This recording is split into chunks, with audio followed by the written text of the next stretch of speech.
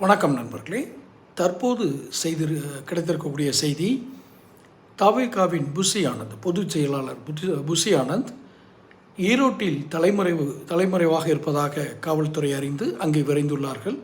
இன்னும் சில மணி நேரங்களில் அவர் கைது செய்யப்படுவார். இந்த பதிவு செய்யப்படும் 2 மணி அக்டோபர் 4 அக்டோபர் 2 மணி மதியம் இந்த நேரத்தில் அவர்கள் ஈரோடு விரைந்திருக்கிறார்கள். தனிப்படை போலீஸார் புஷி ஆனந்தை கைது செய்வதற்கு இன்னும் சில மணி நேரங்கள் தான் அவர்களுக்கு ஆகும் என்று சொல்லப்படுகிறது.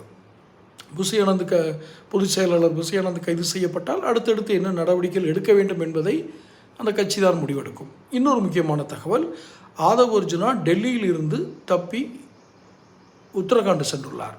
ஏனென்றால் ஆதவ் அர்ஜுனாவுடைய முன்ஜாமீன் மனுவும் தள்ளுபடி செய்யப்பட்டு விட்டது. நேற்று உயர்நீதிமன்றத்தில் இது நடந்தது. அதனால் ஆதவ் அர்ஜுனாவும் கைது செய்யப்படக்கூடிய வாய்ப்புகள் மிக அதிகம். அவரை உத்தரகாண்டு இருப்பதாக தற்போதைய செய்தி. இவை இரண்டும் விஜய் ரசிகர்களுக்கு ஒரு சின்ன வேண்டுகோள், எந்த ரியாக்ஷனும் காட்டாதீங்க.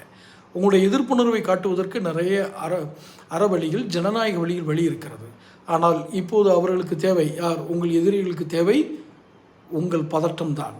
உங்கள் மீது இப்படி ஒரு தாக்குதல் நடத்தும் பொழுது நீங்கள் என்ன ரியாக்ட் பண்ணுவீங்களோ அதை வச்சு உங்களையும் இது பண்ணுறதுக்கு அமைதி காத்திருங்கள்.